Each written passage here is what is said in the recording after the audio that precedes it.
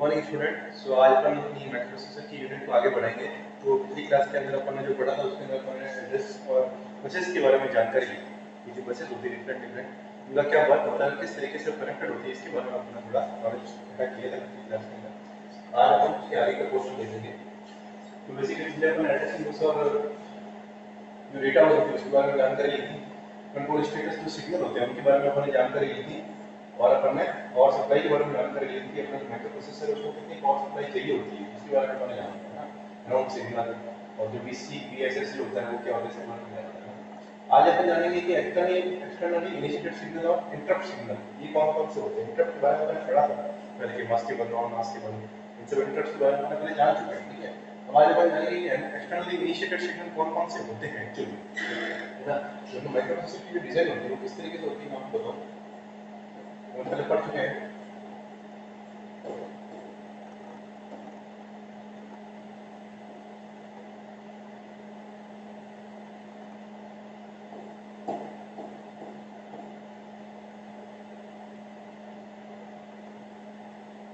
इस तरीके से अपना माइक्रो प्रोसेसर का जो आर्किटेक्चर होता है उस तरीके से होता है।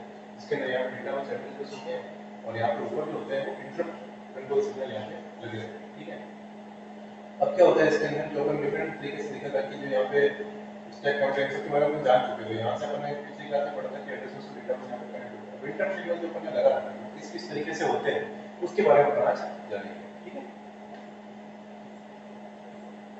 सो बेसिकली जो बसेस होती है उसके बारे में अपन जाना। अब आज अपन इंटरप्ट सिग्नल के बारे में पढ़ेंगे। इंटरप्ट सिग्नल कौन कौन से होते हैं। सबसे पहले जो इंटरप्ट सिग्नल अपन बात करेंगे सबसे पहले जो है रीसेट इन, इसके बारे में अपन ने पढ़ा है रीसेट इन के बारे में, है ना। तो रीसेट इन और reset out, ready, hold, HLD, आईएनटीआर, आईएनटीए ये होते हैं इंटरप्ट सिग्नल। और वैसे दूसरे अपन देख सकते हैं आरएसटी 7.5, आरएसटी 6.5, आरएसटी 5.5 ये होते हैं दूसरे टाइप के इंटरप्ट सिग्नल। और क्या होता है ये तीसरे टाइप का इंटरप्ट सिग्नल।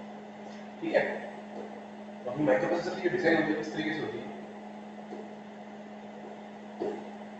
इस तरीके से अपनी माइक्रोप्रोसेसर की डिजाइन होती है। तो टाइमिंग एंड कंट्रोल सिग्नल होता है ना, उसके अंदर भी कुछ एक्सटर्नली इनिशिएटेड सिग्नल डाले जाते हैं। जैसे कौन सा होता है रीसेट रीसेट आउट में बताया ना, रीसेट रीसेट आउट, रेडी और इस तरह की होल्ड एचएलडी कुछ तो इसके अंदर भी एक्सटर्नली इनिशिएटेड सिग्नल होते हैं और कुछ एक्सटर्नली इनिशिएटेड सिग्नल कौन से होते हैं इंटरप्ट के थ्रू होते हैं। क्योंकि बाहर से अपन सिग्नल दे सकते हैं अपने माइक्रोप्रोसेसर को, वो होते हैं एक्सटर्नली इनिशिएटेड सिग्नल। इसके अंदर अपन चेंजेस कर सकते हैं अपने आप।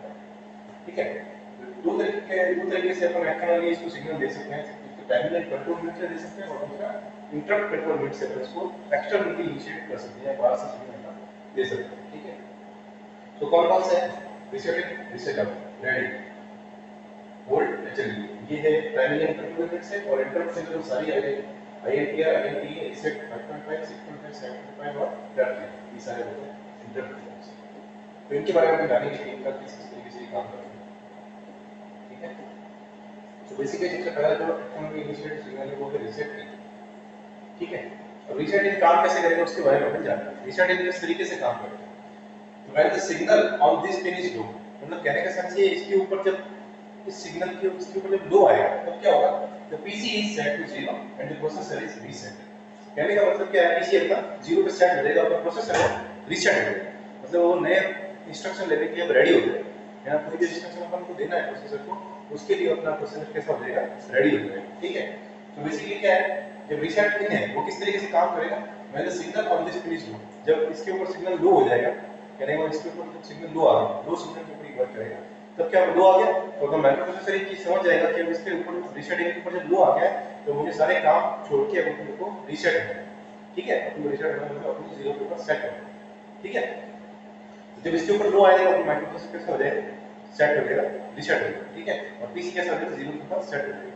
मतलब यहां से अपन काम करना स्टार्ट करना है, कह सकते हैं कि अपनी जो है स्टार्टिंग पोजीशन है अपने प्रोसेसर की, स्टार्टिंग पोजीशन है। ठीक है, यहां से अपन नए इसको इंस्ट्रक्शन दे सकते हैं। पुराने सारे काम खत्म हो गए, अब नया काम अपन को स्टार्ट करना है। प्रोसेसर एकदम रीसेट हो जाएगा, यहां पे हम नए इंस्ट्रक्शन लेने के लिए तैयार हो। अपना पीसी जो है वो 0 के ऊपर सेट हो जाएगा।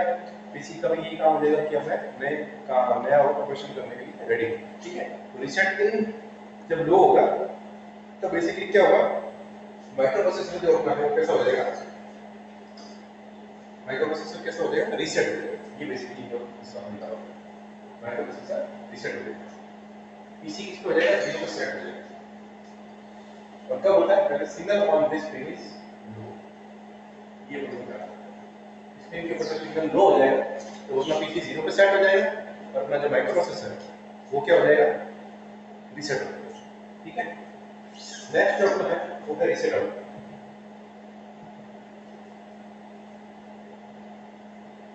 ठीक है, नेक्स्ट जो अपना कौन सा है,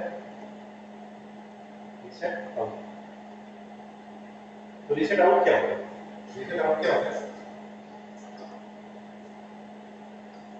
रीसेट आउट क्या होगा, this signal indicate that the processor is being reset. मतलब अभी नेक्स्ट स्टेप का अगला स्टेप, जैसे आपने पहला स्टेप जो पता नहीं था उसमें क्या किया है, अपने प्रोसेसर को 0 के ऊपर सेट कर दिया। ठीक है, अब ये सिग्नल इसके ऊपर जब सिग्नल आएगा ये आपको बता देगा कि अपना जो प्रोसेसर है वो रीसेट हो चुका है। अपन को कैसे पता चलेगा कि प्रोसेसर रीसेट हुआ है, तो जब रेडी रीसेट आउट के ऊपर जब सिग्नल आएगा तो वो समझ जाएंगे अपना प्रोसेसर है वो रीसेट हो चुका है, अभी नए इंस्ट्रक्शन लेने के लिए रेडी। ठीक है, this signal indicate the processor is being reset, the signal can be used to reset other device. ठीक है, अब प्रोसेसर अपना रीसेट हो चुका है और ये सिग्नल अब दूसरे डिवाइस को रीसेट करने के लिए तैयार है। ठीक है, सो बेसिकली रीसेट इन का मतलब क्या, रीसेट इन का मतलब है कि अपना माइक्रो प्रोसेसर रीसेट होगा, हो गया है। और अपन को एक चीज पता कैसे चलेगी, रीसेट आउट से। रीसेट आउट के ऊपर जब सिग्नल आ जाएगा तो समझ जाएंगे अपना जो प्रोसेसर है, अपना प्रोसेसर कैसा हो गया, रीसेट हो चुका है। ठीक है, this signal indicate that the processor is being reset, इस तरीके से। ठीक है, नेक्स्ट जो अपना सिग्नल है कौन सा, ready signal. When this signal is low, the processor wait for an integral number of clock cycle until it goes high. अब कहने का मतलब क्या है, जैसे अपन कहते हैं ना on your mark get set go, कोई भी रेस स्टार्ट होने से पहले क्या होता है, on your mark get set and go. तो ये है ऑन योर मार्क, ये गेट सेट और ये गो वाला सेकंड। रेडी मतलब आपको पूरी तरीके से तैयार रखना है प्रोसेसर। ठीक है, ठीक है, when this signal is low, the processor wait for an integral number of clock cycle until it goes high. मतलब जब सिग्नल लो होगा तो प्रोसेसर क्या करेगा, कुछ अंटिल कुछ क्लॉक साइकिल का वेट करेगा, कुछ देर का वेट करेगा जब तक ये हाई नहीं होगा। ये हाई हो जाएगा तो वो अपना काम करना स्टार्ट कर देगा सीधा। ठीक है, रेडी का मतलब ये, जैसे रेडी हाई हो गया तो अपना काम स्टार्ट कर देगा प्रोसेसर। ठीक है, तो बेसिकली क्या है इसके अंदर, रेडी सिग्नल क्या होता है, when this signal is low the processor wait for an integral number of clock cycle। Processor क्या करेगा, integral number of clock cycle का वेट करेगा, कुछ क्लॉक साइकिल तक का वेट करेगा। ठीक है, उस क्लॉक साइकिल के बाद क्या करेगा, until it goes high।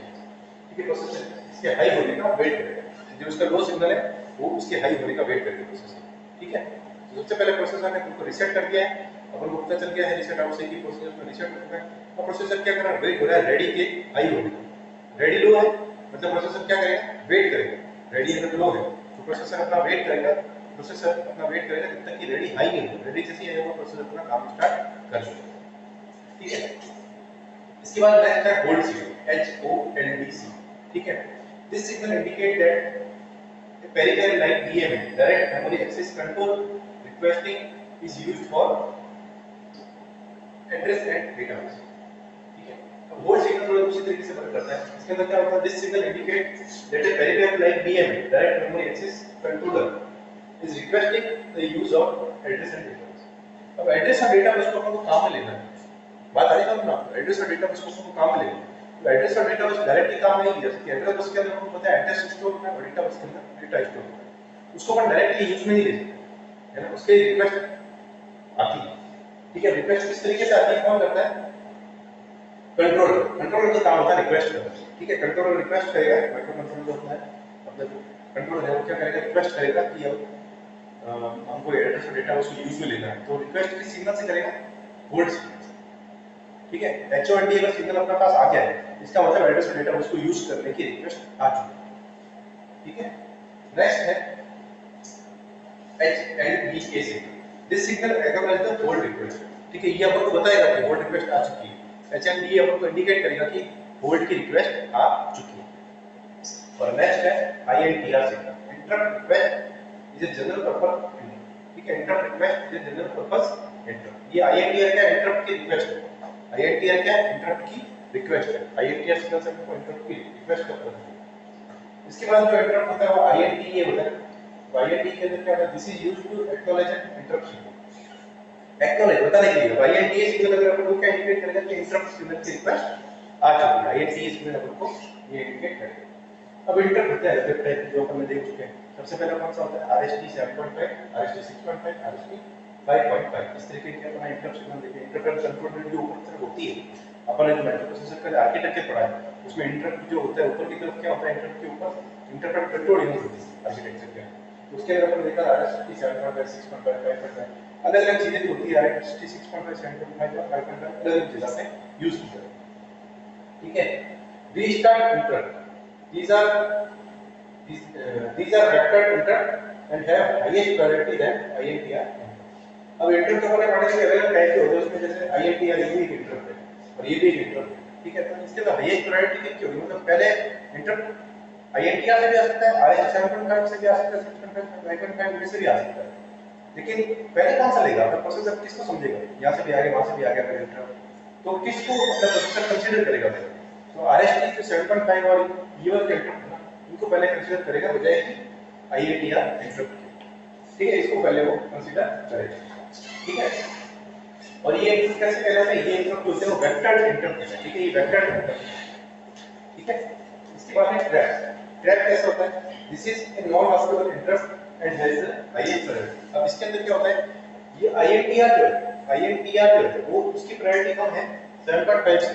7.5 से INTR की प्रायोरिटी कम, मतलब 7.5 के ऊपर आएगा इंटरप्ट, 5.5 6.5 पे आगे इंटरप्ट आएगा, तो और INTR के ऊपर भी इंटरप्ट आएगा, तो अपना प्रोसेसर किसको प्रायोरिटी देगा, 7.5 को प्रायोरिटी देगा। ठीक है, लेकिन अगर ट्रैप के ऊपर इंटरप्ट आ गया तो अपना प्रोसेसर इनको भी छोड़ देगा, RST 7.5 को छोड़ देगा, ट्रैप वाली जो इंटरप्ट है उसको पहले कंसीडर करेगा। ठीक है, तो सबसे ज्यादा हाईएस्ट प्रायोरिटी इसके लिए ट्रैप सिग्नल की होती है, और ये क्या कहता है, नॉन मास्केबल इंटरप्ट होता है। और हम पढ़ चुके हैं नॉन मास्केबल इंटरप्ट कैसे होते हैं, मास्केबल इंटरप्ट कैसे होते हैं, पिछले वीडियो में जान चुके हैं।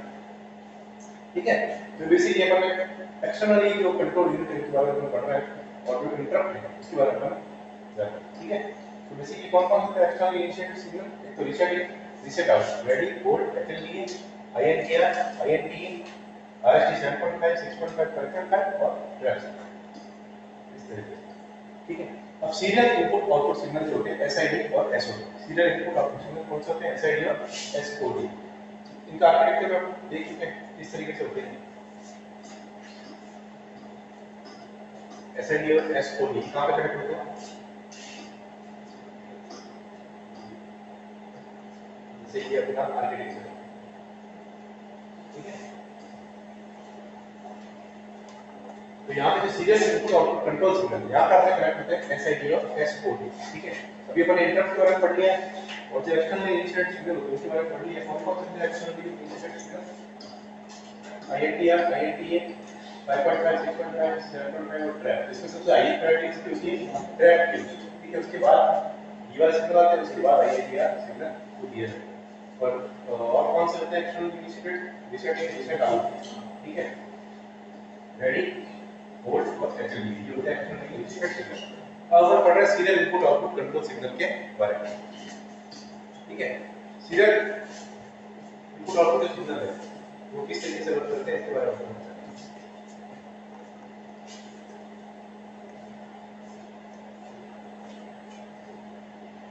ठीक है, SID जो होता है उसके अंदर क्या होता है, सीरियल इनपुट सिग्नल कहलाता है, ये SID सीरियल इनपुट सिग्नल। ठीक है, और SOD क्या होता है, सीरियल आउटपुट सिग्नल।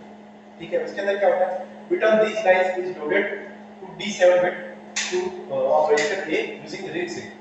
ठीक है, रिंग इंस्ट्रक्शन की हेल्प से, रिंग इंस्ट्रक्शन जब दिया जाएगा तब अपना माइक्रोप्रोसेसर क्या समझेगा, RIM जब इंस्ट्रक्शन माइक्रोप्रोसेसर को दिया जाएगा तो अपना माइक्रोप्रोसेसर क्या समझेगा कि अपन को क्या करना है, सीरियल इनपुट सिग्नल भेजना है, सीरियल इनपुट सिग्नल भेजना है। ठीक है, तो ये इस तरीके से वर्क करेगा, रिंग सिग्नल के द्वारा वर्क करेगा SID जो होता है सीरियल इनपुट सिग्नल।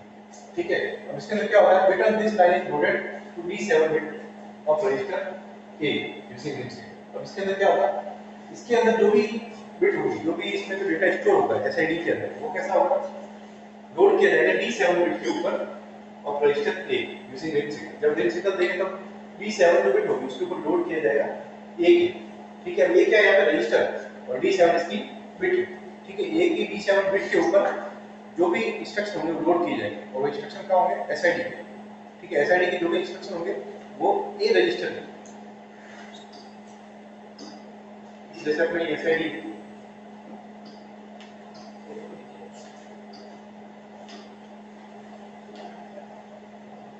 ये अपना एसआईडी है, इसके अंदर इंस्ट्रक्शन स्टोर, ठीक है, और यहाँ पर रजिस्टर है, और इसके अंदर डिफरेंट डिफरेंट बिट, एक बिट है D7, तो ये क्या करेगा एसआईडी के D7 के अंदर एसआईडी को देगा और एक इसको देगा D7 बिट को देगा, जो जो भी इंस्ट्रक्शन होगा D7 बिट के अंदर लोड होगा।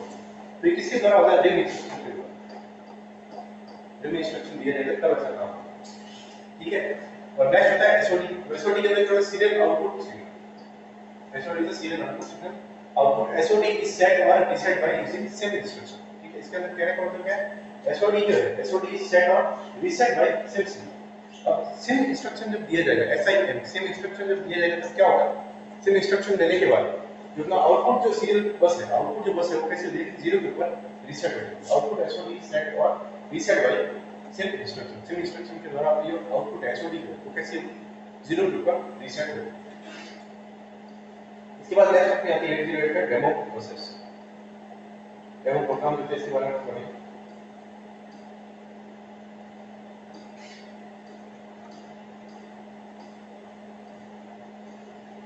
ठीक है, सब कुछ इसके डेमो प्रोग्राम होता है, इसके बारे में पढ़ेंगे।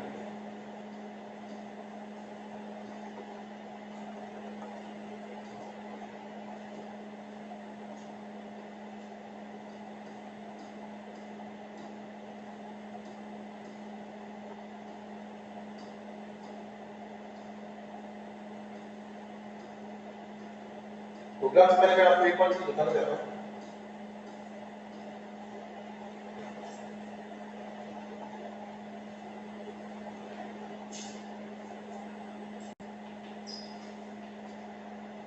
तो बेसिकली जो अपने प्रोग्राम्स उसको पढ़ने से पहले कुछ इंस्ट्रक्शंस के बारे में हमको जानना जरूरी है। इंस्ट्रक्शन के बारे में पहले हम जानेंगे, फिर प्रोग्राम्स के ऊपर आएंगे, ठीक है। तो बेसिक इंस्ट्रक्शन कौन कौन से होते हैं? बेसिक इंस्ट्रक्शन सेट है, सबसे पहला इंस्ट्रक्शन आता है डेटा ट्रांसफर के इंस्ट्रक्शन आते हैं। वो डेटा अगर हमको एक जगह से दूसरी जगह ट्रांसफर करना है तो उसके इंस्ट्रक्शन कौन से होते हैं उसके बारे में पहले जानेंगे, ठीक है। डेटा ट्रांसफर ऑपरेशन, इसके अंदर क्या होता है? This group of instruction copy data from source to destination, the content of source is not altered. कहने का सेंस क्या है? इस डेटा ट्रांसफर इंस्ट्रक्शन के अंदर या फिर डेटा ट्रांसफर ऑपरेशन के अंदर क्या होता है? इसके अंदर डेटा को एक जगह से दूसरी जगह पे ट्रांसफर किया जाता है या फिर सोर्स से डेस्टिनेशन की तरफ ट्रांसफर किया जाता है। और ऐसा करते टाइम जो डेटा है उसके अंदर कोई भी चेंज नहीं होगा, सोर्स के पास जो डेटा था वही सीधा डेस्टिनेशन के पास जाएगा। ऐसा नहीं कि सोर्स से अपन कुछ और उठाए डेस्टिनेशन पे कुछ और पहुंचे, जो डेटा सोर्स के ऊपर स्टोर है वो सीधा सीधा डेस्टिनेशन के ऊपर चला जाएगा, ठीक है। नेक्स्ट होता है अरिथमेटिक ऑपरेशन। अरिथमेटिक से अपन समझते हैं ऐड, सब्ट्रैक्ट, मल्टीप्लाई, डिवाइड, ये सब अरिथमेटिक होता है। तो ऐसे जो ऑपरेशन होते हैं वो कैसे कहलाते हैं? अरिथमेटिक ऑपरेशन कहलाते हैं। इसके अंदर क्या होता है? Instruction of these group perform operation like addition, subtraction, increment and decrement. Addition, subtraction, बढ़ाना, घटाना, ये सब इसके अंदर होता है, ठीक है। One of the data used in arithmetic operation is stored in accumulator and the result is also stored in accumulator. अब इसके अंदर क्या डेटा कहां पे स्टोर होता है? जो एक्यूमुलेटर के अंदर जो डेटा होता है वो स्टोर होता है ना। जो आपको डेटा कहां पे लेना है अरिथमेटिकल ऑपरेशन के लिए, जो आपको डेटा कहां पे लेना है वो कहां पे स्टोर होगा? वो अपना स्टोर होगा एक्यूमुलेटर के अंदर। और जो उसका रिजल्ट निकलेगा, जो आपने मल्टीप्लाई डिवाइड करने किया उसका जो रिजल्ट निकलेगा वो कहां पे स्टोर किया जाएगा? वापस वो भी एक्यूमुलेटर के अंदर ही स्टोर किया जाएगा। तो एक्यूमुलेटर का हमारा पढ़ा, एक्यूमुलेटर का क्या काम होता है? अरिथमेटिकल लॉजिकल ऑपरेशन करने का काम होता है, ठीक है। मतलब जो अपने दो डेटा लिए वो पहले से एक्यूमुलेटर के अंदर स्टोर, उनको उठाया और उनके अंदर उनको क्या करना, वो ऑपरेशन कर दिया, मल्टीप्लाई, डिवाइड, इंक्रीमेंट, डिक्रीमेंट जो भी करना है अपने इसके अंदर कर दिया। अब वो करने के बाद वो रिजल्ट जो होगा वो कहां पे स्टोर होगा? वापस एक्यूमुलेटर के अंदर ही स्टोर किया जाएगा, ठीक है। डेटा ट्रांसफर पढ़ लिया हमने, अरिथमेटिक ऑपरेशन हमने पढ़ लिया। अब इसके बाद क्या होता है? लॉजिकल ऑपरेशन के बारे में। लॉजिकल ऑपरेशन कौन से होते हैं? एंड, और, एक्सऑर। डिजिटल लॉजिकल जो हमने पढ़ा है ना, एंड, एक्सऑर, नॉट, नॉर, ये सब कैसे होते हैं? लॉजिकल ऑपरेशन होते हैं, ठीक है। Logical operation include and, nor, XOR, not, इस तरीके के जो ऑपरेशन होते हैं वो कैसे होते हैं? लॉजिकल ऑपरेशन होते हैं। द ऑपरेशन लाइक एंड और एक्सऑर यूजेस टू ऑपरेंड्स। अब जो एंड है, एंड के अंदर हमने पढ़ा है दो ऑपरेंड्स चाहिए, है ना। जब अपन एंड प्रोडक्ट निकालते हैं तो अपन को ए और बी दो चाहिए होते हैं, ठीक है। और जब करते हैं और के अंदर भी अपन को दो ऑपरेंड चाहिए और एक्सऑर के अंदर भी अपन को दो ऑपरेंड चाहिए। तो ऐसा कौन सा अरिथमेटिकल लॉजिकल ऑपरेशन होता है जिसके अंदर अपन को एक ही ऑपरेंड चाहिए? जो नॉट होता है, नॉट गेट के अंदर अपन को सिर्फ एक ही ऑपरेंड चाहिए, ठीक है। सो बेसिकली क्या होता है? एंड, एक्सऑर और के अंदर अपन को कैसे कितने ऑपरेंड चाहिए? दो ऑपरेंड चाहिए। तो अभी दोनों क्या होता है? अलग अलग जगह पे स्टोर होते हैं। ठीक है। One is stored in accumulator and the other can be any register और मेमोरी लोकेशन, ठीक है। तो एक जो ऑपरेंड होगा वो कहां पे स्टोर होगा, एक्यूमुलेटर के अंदर स्टोर होगा। जो ये जो करते हैं अपन अरिथमेटिक लॉजिकल ऑपरेशन करते हैं, लॉजिकल ऑपरेशन जो अपन करेंगे उसके अंदर एक जो ऑपरेंड होगा वो एक्यूमुलेटर के अंदर स्टोर होगा और दूसरा वाला ऑपरेंड कहां पे स्टोर होगा, वो किसी रजिस्टर के अंदर स्टोर होगा और उसके बाद उनका ऑपरेशन करके उसका रिजल्ट निकाला जाएगा, ठीक है। The result is stored in accumulator, ठीक है। अब इसके अंदर क्या होगा, रिजल्ट वापस एक्यूमुलेटर के अंदर ही स्टोर किया जाएगा। मतलब पहला ऑपरेंड का था एक्यूमुलेटर के अंदर था, दूसरा ऑपरेंड का था रजिस्टर के अंदर था, दोनों का ऑपरेशन किया और जो रिजल्ट आया उसको वापस अपन ने कहां पे स्टोर किया है, एक्यूमुलेटर के अंदर ही वापस अपन ने स्टोर किया, ठीक है। अब ऐसा जो नॉट के बारे में आपको बताया, नॉट के बारे में मैंने आपको बताया था कि नॉट जो होता है वो कैसे होता है, सिंगल ऑपरेंड होता है। Not operation requires single operand which is stored in accumulator. अब जो सिंगल ऑपरेंड अगर इसको चाहिए नॉट, तो इसका जो ऑपरेंड कहां पे होगा, वो एक्यूमुलेटर के अंदर होगा। मतलब पहला जो होता है मैक्सिमम जो ऑपरेंड होते हैं वो कहां पे स्टोर होता है, एक्यूमुलेटर के अंदर स्टोर होंगे, ठीक है। जिन के अंदर दो ऑपरेंड की आवश्यकता होती है उसके अंदर एक एक्यूमुलेटर के अंदर होगा और दूसरा रजिस्टर के अंदर स्टोर होगा और जो रिजल्ट निकाला जाएगा उनका उनको वापस रजिस्टर के एक्यूमुलेटर के अंदर स्टोर किया जाएगा।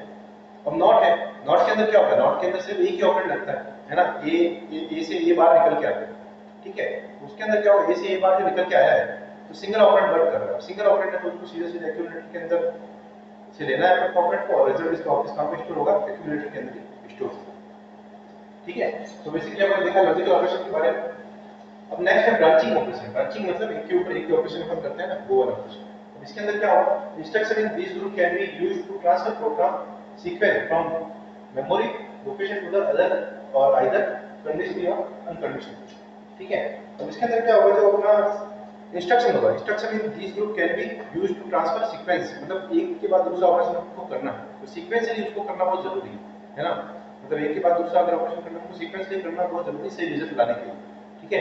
तो इंस्ट्रक्शन जो होते हैं इसके अंदर क्या होते हैं, can be used to transfer program sequence from memory location to other और कंडीशनली और अनकंडीशनली, मतलब मेमोरी से ट्रांसफर की जाएंगी ये सब ऑपरेंड्स और कहां पे कंडीशनली या अनकंडीशनली, जो भी उसकी कंडीशन उसको फॉलो किया जाएगा और जो कंडीशन आपको नहीं दे रखी तो उसके हिसाब से अपन को उसको स्टोर करना पड़ेगा। तो इस तरीके के जो ऑपरेशन होते हैं वो कैसे होंगे, ब्रांचिंग ऑपरेशन कहलाएंगे। इसके अंदर क्या होगा, एक के बाद एक ऑपरेशन अपन को चलाना है, ठीक है। सीक्वेंस बेसिकली जो भी अपन को रिजल्ट चाहिए उसके हिसाब से देखने के लिए, ठीक है। रिजल्ट अगर अपन को जो भी अपना ऑपरेशन को फॉलो करना है उसके अंदर सीक्वेंस होना बहुत प्रॉपर होना बहुत जरूरी है। तो उसके लिए क्या उसकी ब्रांचिंग की जाती है, ठीक है। पहले कौन सा इंस्ट्रक्शन अपन को फॉलो करना है, दूसरे उसके बाद अपन को कौन सा फॉलो करना है, तीसरा कौन सा फॉलो करना है। सही रिजल्ट पे प्रॉपर्ली पहुंचने के लिए अपन को बेसिकली एक प्रॉपर सीक्वेंस फॉलो करना बहुत जरूरी है। अगर वो सीक्वेंस फॉलो नहीं होगा, वो सीक्वेंस ऊपर नीचे हो जाएगा तो अपन को रिजल्ट उल्टे मिलेगा, ठीक है। तो ब्रांचिंग ऑपरेशन से ब्रांचिंग जो ऑपरेशन होता है उसके अंदर बेसिकली वो मेमोरी से सीक्वेंस लेगा उसको फॉलो करके अपन को बताएगा, ठीक है। नेक्स्ट है stack input and machine control instruction. इसके अंदर क्या होगा, instruction in this group control execution of the instruction and control. इसके अंदर क्या होगा, जो इसके अंदर जो इंस्ट्रक्शन जो फेड किए होते हैं, स्टैक के अंदर जो इंस्ट्रक्शन फेड किए होते हैं उनका क्या काम होता है, कंट्रोलिंग करने का काम होता है, ठीक है। Instruction in this group control execution of other instruction, जो दूसरे जो इंस्ट्रक्शन एग्जीक्यूट हो रहे हैं वो उनके ऊपर मॉनिटरिंग करने का काम होता है, ठीक है। इसके अंदर जो स्टैक और input output machine control instruction के अंदर जो भी इंस्ट्रक्शन पहले से स्टोर होते हैं उनका काम होता है कि जो प्रोग्राम अपना चल रहा है या फिर जो ऑपरेशन अपना चल रहा है वो बेसिकली सही तरीके से फॉलो हो रहा है या नहीं हो रहा है ना, उनके ऊपर मॉनिटरिंग करने का काम किसका होता है, इनके इंस्ट्रक्शन का काम होता है। जो भी स्टैक इनपुट आउटपुट या फिर मशीन कंट्रोल इंस्ट्रक्शन जो होते हैं वो उनके ऊपर मॉनिटरिंग करेंगे, जो बेसिक अपना ऑपरेशन चल रहा है उनके ऊपर, ठीक है। इसके बाद ये तो अपन डिफरेंट डिफरेंट टाइप के अपन ने बेसिक इंस्ट्रक्शन सेट के बारे में पढ़ा है कि सबसे पहला जो है डेटा ट्रांसफर ऑपरेशन होता है, दूसरा अरिथमेटिक लॉजिकल ऑपरेशन होता है, तीसरा लॉजिकल ऑपरेशन होता है और फिर बाद में ब्रांचिंग ऑपरेशन होता है, स्टैक ऑपरेशंस जो होते हैं वो। अभी ये ऑपरेशन तो अपन ने पढ़ ली, लेकिन इन ऑपरेशन को फॉलो करने के लिए अपन को कौन-कौन से इंस्ट्रक्शन की आवश्यकता होती है। जैसे सबसे पहले अपन देखेंगे डेटा ट्रांसफर इंस्ट्रक्शन, कौन-कौन से टाइप के डेटा ट्रांसफर इंस्ट्रक्शन होते हैं, ठीक है। फिर कौन-कौन से एज इंस्ट्रक्शन होते हैं वो अपन को जानना बहुत जरूरी है, ठीक है। तो इसके आगे का अपन नेक्स्ट क्लास में पढ़ेंगे और जानेंगे कि डेटा ट्रांसफर इंस्ट्रक्शन कौन से हैं और लॉजिकल इंस्ट्रक्शन कौन से हैं। इसके अलावा जो अपने ये ब्रांचिंग ऑपरेशन है उसके अंदर कौन-कौन से इंस्ट्रक्शन लगते हैं, वो इंस्ट्रक्शन कौन-कौन से यूज होते हैं, कैसे डेटा ट्रांसफर किया जाता है, ये सब अपन नेक्स्ट क्लास में जानेंगे। Thank you.